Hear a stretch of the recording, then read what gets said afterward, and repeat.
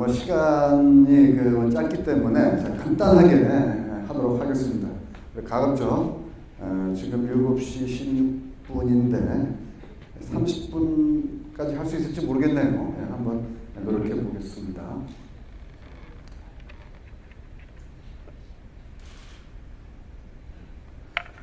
오늘 이제 말씀드리고자 하는 것은 법은 정의를 실현하는 도구이자 수단입니다. 정의란 무엇이냐? 정의의 내용에 대해서 오늘 공부를 해보려고 하는 것입니다. 잘 아시다시피 옛날 하무라비 법전에서는 눈에는 눈, 이에는 이 이렇게 세속적 이해관계에 대한 도복적 정의를 이야기하였습니다.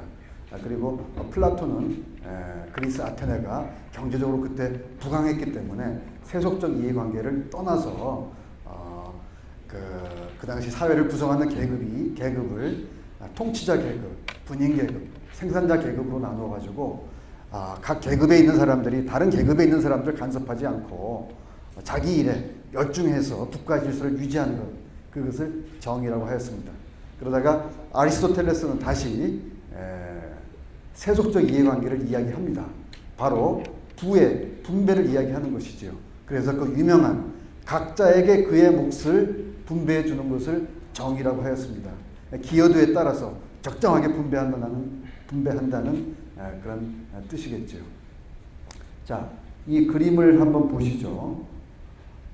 여기 보면은 지금 여기 그 기관차가 달려오는데 브레이크가 고장이 났습니다. 그래서 이 기관차가 피하라고 지금 소리를 치는 것 같은데 지금 5명의 인부들은 일하느라고 열중해서 못 듣는 것 같아요.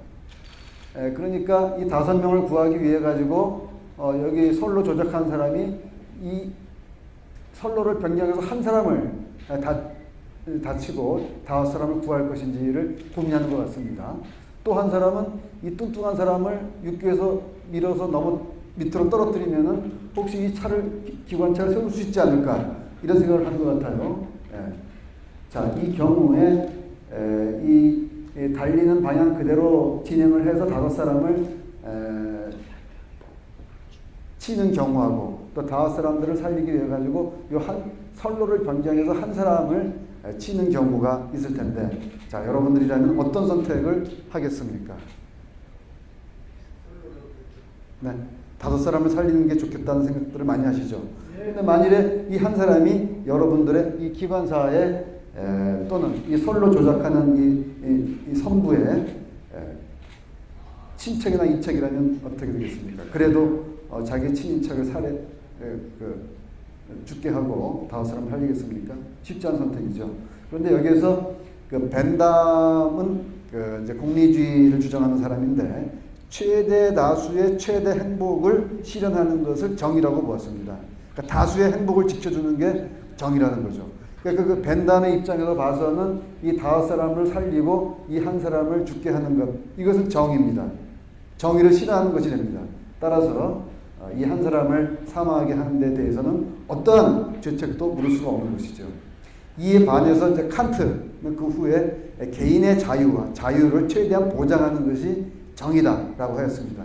모든 개인에게는 침범할 수 없는 불가침의 기본권, 생명권이 있다. 이런 얘기도 했어요. 그 칸트의 입장에서는 이 5사람을 살리는 5사람을 죽게 하는 것은 업무상 과실치사가 될 것이고 이 한 사람을 일부러 선로를 조작해 가지고 죽게 하는 것은 명백한 살인죄가 된다는 것이지요.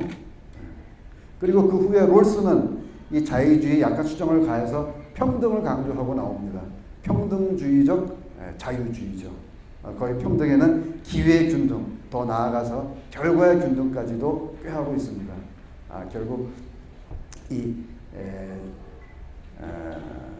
또 그 후에는 어떻습니까? 복지국가로 나아갈수록 이제 결과 균등까지도 국민들이 원하게 되는 것이고요. 또 어떻습니까? 마르크스는 또 어떤 이야기를 합니까? 각자 능력에 따라 일하고 필요에 따라 분배받는 것을 또 정의라고 했습니다. 그 사람은. 무슨 얘기냐면은 능력이 많은 사람 많이 일하고 대신에 가져가는 것은 일한 만큼 가져가는 것이 아니고 필요한 만큼만 가져가라.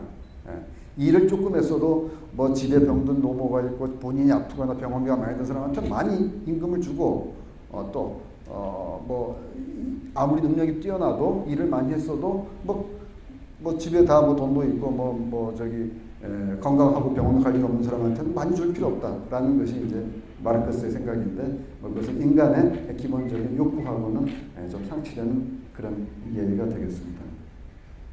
아무튼 이 정의의 내용은 자유와 평등입니다. 그래서 우리 대법원에도 전면에 자유, 평등, 정의라고 새겨져 있습니다. 그런데 이제 이 평등에 관해서 법은 만인에게 평등하다라는 말이 있는데 이것을 법은 만 명에게만 평등하다라고 이렇게 좀 비꼬아서 이제 얘기하는 경우가 있어요. 이럴 때 참 우리 사법 업무에 종사하는 저로서는 상당히 참담한 느낌이 듭니다.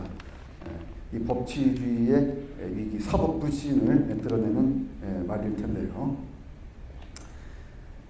그런데 이 법치주의는 우리가 모두 이제 지켜나가야 되고 바람직한 원칙으로 이제 우리가 아주 소중한 가치로 생각하고 있는데 법치주의에도 약간의 함정은 있는 것 같습니다. 저는 어떤 게 함정이라고 생각을 하냐면은 첫 번째는 법과 도덕의 관계인데 우리가 법은 도덕의 최소원이라고 하지 않습니까? 도덕 중에서 강제되어야 할 부분만을 골라가지고 법으로 규정했다는 것입니다. 그런데 법에서 허용되는 것은 도덕적으로 금지되는 영역이라도 도덕적으로도 허용되는 것으로 착각할 수가 있어요, 사람이. 법치주의를 너무 강조하다 보면. 그렇죠? 그러다 보면은 사회가 비도덕적으로 이렇게 흘러갈 수도 있는 겁니다. 따라서 우리 법치주의도 좋지만은 법치주의 당연히 우리가 추구할 가치지만 도덕주의를 잊으면 안 되겠다라는 생각을 합니다. 또 어떤 점에서 이 약간의 함정이 생기냐 하면은 이 법치주의와 민주주의가 반드시 일치하지 않을 때가 있다는 것입니다. 대부분은 국민이 선출한 국회에서 법을 만들었기 때문에 법치주의와 민주는 일치하겠죠. 그런데 국민들의 생각이 바뀌었어요. 바뀌었는데 법을 개정하는 데는 상당한 시간이 필요합니다. 법이 또 개정될 때까지는 여러 가지 진통이 필요하죠. 지금 우리 국회 선진화법에 의해 가지고 과반수가 아니고 3분의 2를 넘어야지만 법도 바꿀 수가 있어요. 그 바람에 법이 개정되기 전까지는 법치주의와 민주주의의 갈등 요소가 생겨날 수가 있는 것입니다. 자, 이제 잠시 우리 또 영상을 한번 보면서 눈을 식히도록 하겠습니다.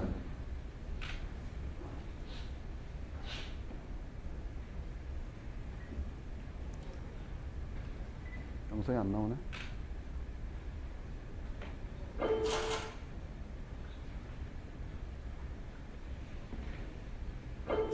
공장의 기계가 멈췄습니다. 직원들도 일터를 이를 위기에 처했습니다. 절박한 심정으로 법원에 기업회생을 신청합니다. 회사는 사업 구조를 개선하고 M&A를 진행하며 회생 계획을 수립해 채권자들의 동의를 받습니다. 이제 채권자가 양도한 금액만 연장은 됩니다. 회사가 다시 살아났습니다. 가정과 지역 경제에 웃음꽃이 활짝 피어납니다. 국민에게 행복을, 경제에는 어머니 신속하게 도와드리겠습니다. 이 캠페인은 사랑을 키우는 법원, 창원지방법원과 함께합니다.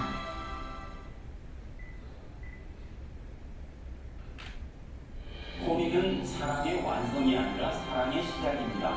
이전보다 더욱 사랑해야 할 의무가 생깁니다. 그렇지만 어쩔 수 없이 이혼하는 경우 법원이 제공하는 상담과 교육을 받고 양육자와 양육비 액수도 정해야 합니다. 자녀를 위한 양육비는 꼭 지급해야 하고 자녀와 정기적으로 만남을 이어가야 합니다. 이제 부모는 아니지만 부모의 역할은 그대로 남습니다. 아이들의 사랑받을 권리, 법원이 지켜드리겠습니다. 이 캠페인은 사랑을 키우는 법원, 창원지방법원과 함께합니다.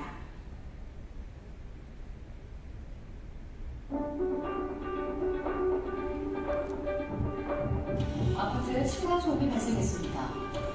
새로 산 기계가 고장났습니다. 법원에 조정 신청을 합니다. 하고 싶은 말을 충분히 하고 상대방의 말을 들으며 서로의 처지를 이해하게 됩니다. 또 전문가의 도움을 받아 합리적인 조정안을 마련합니다.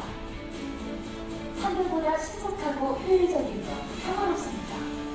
조금씩 양보하면 함께 웃을 수 있습니다. 이 캠페인은 사랑을 키우는 법원, 상원지방법원과 함께합니다. 예, 마지막 동영상에서는 좀 낯익은 얼굴로 나오죠. 상공에서 회장이 나오셨는데 그 공장도 그분이 경영하는 그 공장입니다. 그리고 맨 앞에 영상은 지금 구현이 안 되는데 거기에는 그 우리 시청자 네트워크 부회장 되시는 그 조현욱 그 대표 공장이 나오는데 아쉽게 볼 수가 없나 지금 구현이 되지 않네요. 네. 자, 그럼 이제 다시 이제 자유에 대해서 다시 한번 살펴보도록 하겠습니다.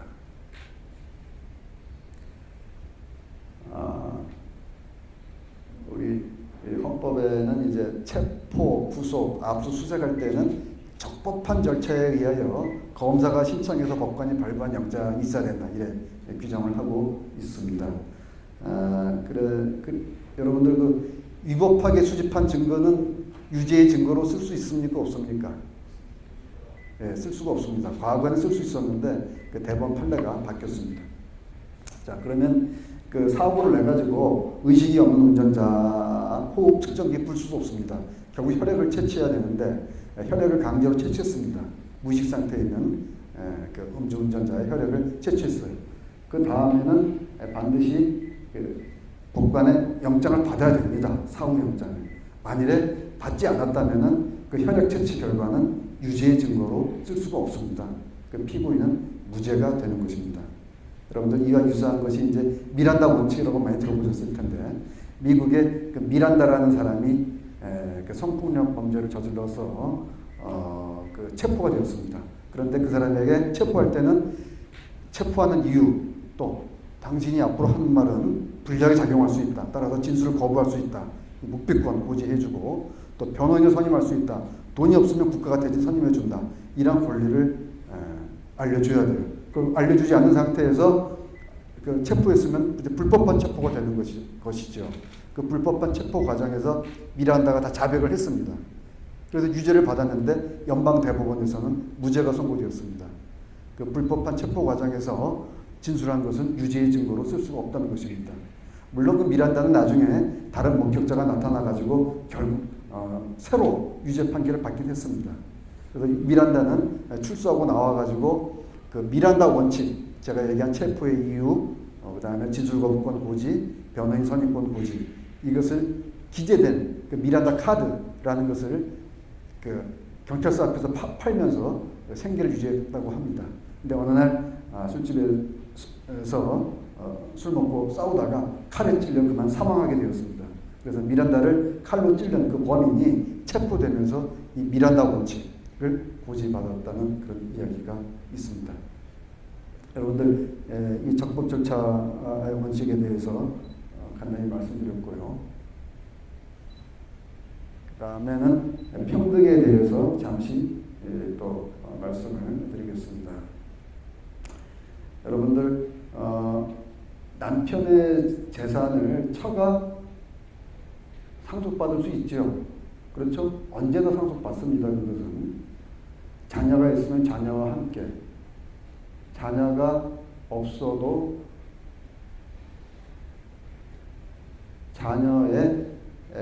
자녀가 없어도 그 남편의 시부모가 있으면 시부모하고 공동으로 상속을 합니다. 처는. 남편도 그럴까요? 남편은 처의 재산을 언제나 상속받을 수 있습니까? 지금은 그렇습니다. 지금은 그런데 90년 이전에는 안 그랬어요. 남편은 처의 재산을 상속받지 못했어요. 자녀가 있으면 자녀하고 함께 상속받지만은 자녀가 없으면은 장인 장모하고 공동으로 상속할 수는 없었어요. 자녀가 없으면 장인 장모가 다 가져갔습니다. 그리고 그 대습 상속이라는 게 있어요. 상속받아야 할 사람이 먼저 사망했을 때는 그 사람으로부터 상속받을 사람이 먼저권 상속받을 사람이 받을 수 있는 상속분을 대신 상속받게 됩니다. 그것을 대습 상속이라고 하는데 여러분 어떻습니까? 며느리가 시부모의 재산을 상속할 수 있습니까? 며느리가 시부모 남편은 없어요. 사망해가지고. 근데 시부모가 사망했어요. 그러면 그 며느리는 시부모의 재산을 상속할 수가 있어요. 이거는 우리가 일본에서 이제 해방 후에 일본 민법을 개수하면서 일본에는 없었습니다. 며느리가 시부모 재산 상속 못했어요. 남편이 없으면은. 그런데 우리는 그 며느리의 상속권을 인정을 했어요. 며느리의 상속권을. 왜 인정했겠습니까? 그 이유는 잘 모르겠어요. 아마도 우리는 그 남편이 사망해도 며느리가 시부모를 모시고 사는 경우가 많이 있었던 것이 아닌가. 과거 전통상 해가지고 그 시부모를 모신 그 며느리에게도 시부모가 사망하면은 그 재산을 며느리에게 상속해주는 그런 관습이 있지 않았겠는가 해서 우리 이제 민법 만든 국회의원들은 며느리에게 대습 상속권을 인정을 했습니다. 시부모의 재산을 상속할 수 있는 권리를 인정을 했어요. 그런데 사위는 어땠습니까? 사위는 그 장인 장모의 재산을 상속할 수가 없었어요. 사위는. 그러던 것이 역시 90년도에 민법이 개정이 되면서 부부평등, 남녀평등, 양성평등의 사상 하에서 처가 대습 상속할 수 있다는 것을 처를 배우자로 바꿨습니다. 그러니까 어떻게 됩니까? 이제 사위도 장인 장모의 재산을 대습 상속할 수 있게 된 것입니다. 이 케이스에서 보면은 그 유명한 97년도 괌 사고인데요. 칼기 괌 추락 사고 기억하시는 분이 있을 것입니다. 이 갑이라는 사람이 1000억대 재산은 아니고 돌아가셨는데 그 슬하에 딸들이 있었고 손자녀들이 있었는데 전부 다 사망했습니다. 상속 받을 만한 사람으로서는 이 사위하고 자기 형제가 있었습니다. 자, 일반적으로는 당연히 어떻습니까? 혈족, 피가 흐른 이 혈족에게 상속을 해야 될 것 같죠. 그런데 우리는 뭐라고 그랬죠? 민법이 개정이 돼가지고 사위도 대습 상속할 수 있게 돼가지고 사위가 이걸 전부 다 가져갔습니다. 상속 순위가 그렇거든요. 상속 순위가. 네. 그래서 이 사건으로 굉장히 그때 그 논란이 뜨거웠어요. 왜냐하면 외국에서는 배우자는 대습 상속권이 없어요. 네. 우리만 특별하게 처의 대습 상속권 인정했는데 하다못해 사위가 받는 건 상상을 못한 일인데 우리는 법이 그래 되어 있습니다. 우리 입법도 그렇게 만든 거예요. 그래서 이 사위가 단독선을 하게 됐습니다. 이것이 바로 이제 남녀 간의 평등에 관한 케이스였습니다. 다음에 또 평등에 관해서 보면은 우리 이제 그 복지국가와 조세를 빼놓을 수가 없죠. 자, 보십시다. 미국의 홍주 판사는 세금은 문명을 위한 대가, 우리가 지구에 대한 대가다 이렇게 얘기했고요. 벤자민 프랭클린은 죽음과 세금을 피할 수 없다고 했습니다. 우리 헌법은 이에 관해서 어떻게 규정을 하고 있는가 하면은 보시죠. 제1항으로 대한민국의 경제 질서는 개인과 기업의 경제상의 자유와 창의를 존중하면 기본으로 한다 했습니다. 자유를 설명하고 있죠. 네. 근데 2항에서는 평등 얘기가 나옵니다. 국가는 성장 안정과 적정한 소득의 분배를 유지하고 소득 재분배를 얘기합니다. 시장의 지배와 경제력의 남용을 방지하며 경제 민주화를 얘기하고 있습니다. 우선 하나하나 살펴보면 이 소득 재분배에 관해서는 소득 재분배를 하기 위해서 이제 조세, 세금을 거는 거 아니겠습니까? 그래서 여러분들이 역사상 잘 아는 마그나 카르타나 권리장전이나 미국 독일 프랑스 혁명 이 모두가 다 세금 문제에서 비롯된 것이고요. 레이건 대통령이 당선된 것은 당시 미국의 소득세율 최고 소득세율이 70%였습니다.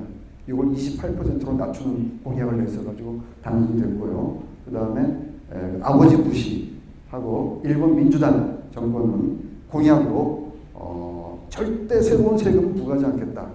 증세 없는 복지를 하겠다. 해서 당선이 되고 정권을 잡았는데 그 공약을 위배했어요. 일본 민주당은 소비세, 우리 부가가치세죠. 이 소비세를 인상하려다가 붕괴했습니다.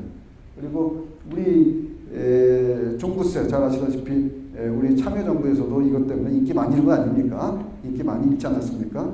저도 2007, 2008년도 2개년 동안 종부세를 냈는데 지금은 이제 처음에 종부세가 만들어진 게 9억이죠. 9억으로 만들었다가 6억으로 인하시켰죠. 그 바람에 전 국민의 반발을 한 거죠. 이 부동산 원본을 몰수당하는 결과가 생긴다 해가지고. 예. 그래서 저도 그때 6억으로 되면서 중부세를 좀 냈어요. 2년간. 내다가 지금은 안 내죠. 다시 9억으로 인상이 돼가지고 9억이 안 넘어가지고 안 내고 있으니까 세금이 안 내도 좋긴 한데 모르겠어. 뭐 장기적으로 어떻게 될지 모르겠습니다. 그 다음에 이 경제력의 난동을 방지한다. 그래서 우리 그 상속리 증여세법에 의하면은 일가 몰아주기, 자기 그 계열 회사에, 자기 친족 회사에 몰아주기는 그 증여로 의지합니다. 그래서 증여세를 과세합니다. 증여세 세율이 굉장히 높은 건 아시죠? 그 다음에 경제 주체 간의 조화, 대기업과 중소상인 간의 상생, 경제 민주화를 위해서 우리 유통산업발전법은 대형마트 영업시간 제한과 의무 휴업을 규정하고 있습니다. 이에 관해서 상당히 대법원에서 공개 변론도 했는데 우리 대법원 사이트에 들어가시면은 이 공개 변론은 대법원에서 구두로 공개 변론한 그런 내용들 보실 수 있습니다. 한번 우리 대법원 홈페이지 방문하셔가지고 한번 어떤 공격 공방이 벌어졌는지 보시는 것도 이 더운 여름에 더위를 이겨내는 하나의 방법이 아니겠는가 합니다. 아유, 마지막으로 이거 하나만 보고 끝내겠습니다. 시계가 없어가지고 제가 참 시간을 잘 지킨 사람인데 시계가 없어가지고 우리나라 대법원에 있는 정의 여신상입니다. 네. 이거 서양에 있는 정의 여신상입니다. 네, 보면은 서양의 여신상은 칼을 들고 있고 우리 정의 여신상은 이제 법전을 들고 있어요. 그러니까 이제 칼은 이제 강제력을 상징하는 거고 법전은 그냥 법치주의를 상징한다. 좀 칼보다는 좀 부드러운 모습을 표현하려고 한 것 같아요. 그다음에 서양의 여신상은 눈을 가리고 있죠. 예, 뭐 인정사정 볼 것 없이 처분하겠다라는 이런 단호함이 돋보이는데 우리는 눈을 뜨고 있어요. 왜 눈 가리기를 안 했을까요? 우리는 그건 아마도 사회적 약자나 소수자를 더 따뜻하게 배려하라는 그 뜻으로 해석하는 분들이 있습니다. 네, 우리 법원은 아까도 우리 총장님께서 이제 그 정의로운 그 법원에 대해서 말씀하셨지만, 법은 정의로운 것이고 우리 정의로운 법을 가지고 정의로운 법원을 운영하며 정의로운 재판을 하기 위해서 노력하고 있습니다. 여러분들께서 우리 법원에 대해서 아낌없는 지지와 신뢰를 보내주시면 우리는 더욱더 믿음이 가고 공정한 재판 또 국민들의 평온한 일상과 행복을 지켜드리는 재판으로 보답하겠습니다. 여러분 끝까지 경청해 주셔서 감사합니다.